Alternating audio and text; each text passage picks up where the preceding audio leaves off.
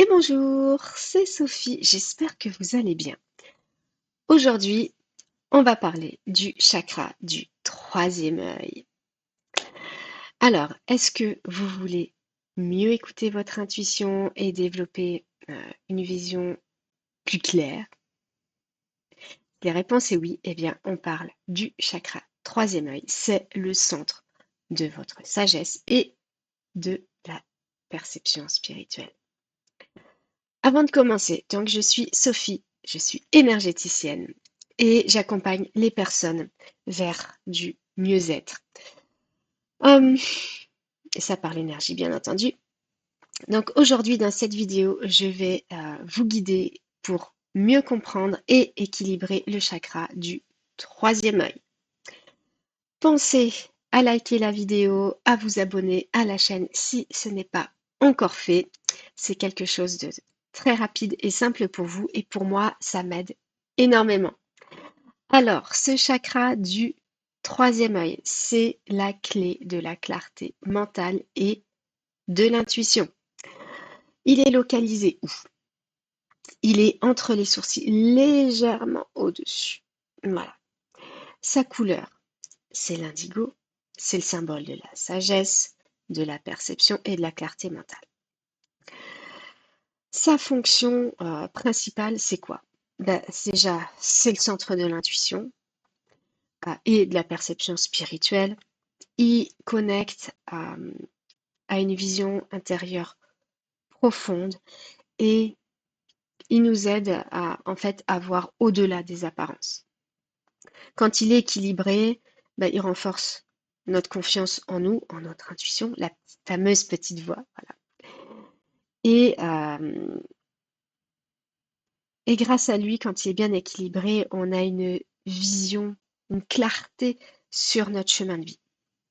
Donc, il est quand même très utile.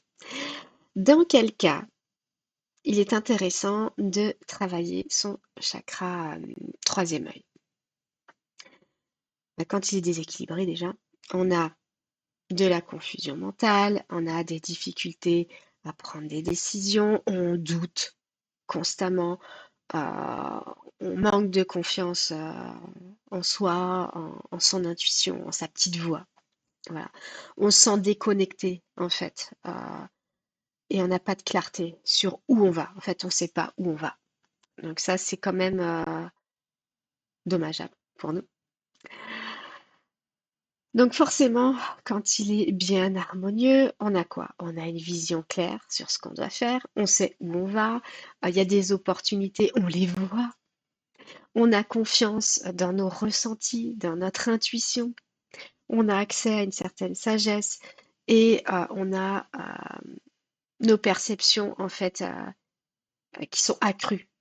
Voilà, quand on vit une situation, on sait où on va, on voit le truc. Donc, tout ça, ça se travaille, en fait, ce chakra. Et, comme je le dis à chaque fois, il y a des techniques très simples pour travailler donc notre chakra du troisième œil. Méditation, toujours. C'est un outil que j'aime beaucoup, ça je le dis à chaque fois, mais il est tellement simple et tellement efficace que ce serait dommage en fait de s'en priver. Pour travailler le chakra du troisième œil, on fait comment?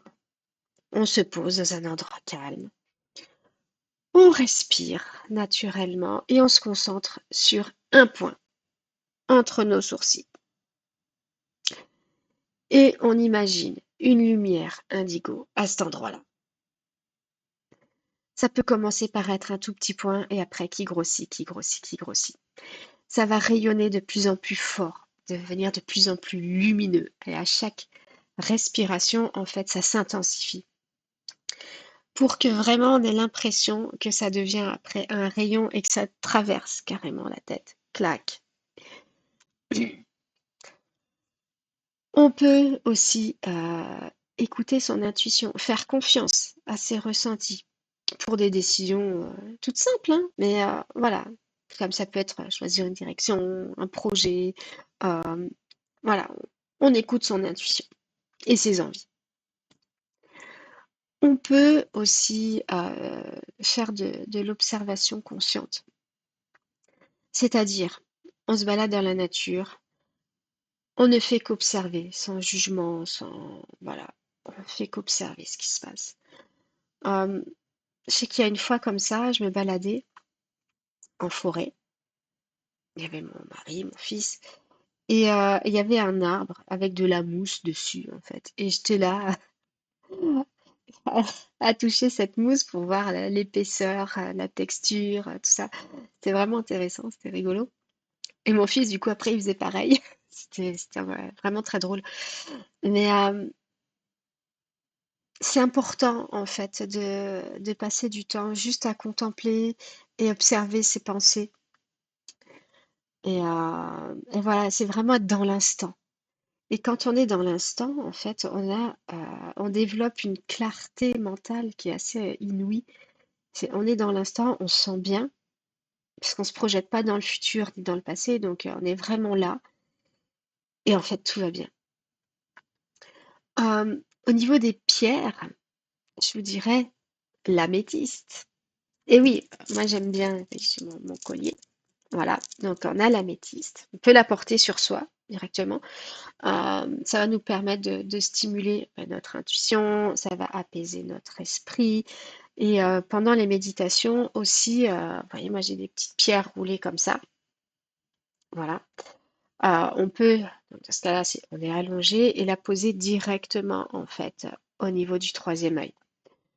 Ça permet vraiment de travailler l'intuition pure et dure et vraiment ouvrir en fait le canal de perception. Donc c'est intéressant, voilà, de faire ça. Vous pouvez aussi pendant la méditation, comme je l'ai dit au tout début, où on imagine ce rayon de lumière indigo qui est au niveau du troisième œil et poser la pierre en plus à cet endroit-là, ça va vraiment intensifier le processus. Donc voilà, testez, vous me direz ce que vous en pensez dans les commentaires.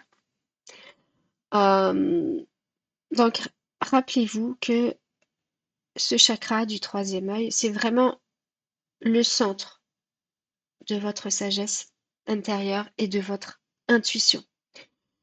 Si vous l'harmonisez, vous allez ouvrir en fait la porte à une vision qui va être plus claire.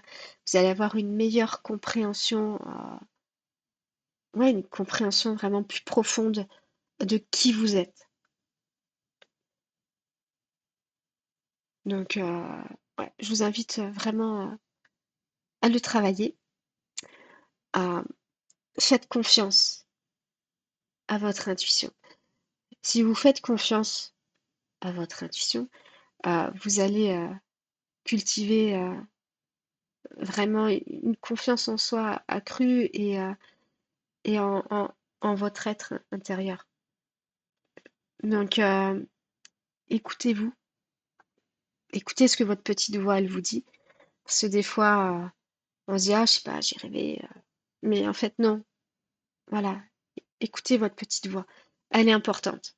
Donc, laissez-la s'exprimer et vous allez voir que ça va devenir plus fluide. Euh, si vous avez d'autres exercices pour travailler ce chakra, eh bien, mettez-le en commentaire. Ça peut aider d'autres personnes. Ça peut m'aider moi aussi. Donc, ouais, mettez en commentaire. Et bah écoutez, moi je vais vous souhaiter une belle journée.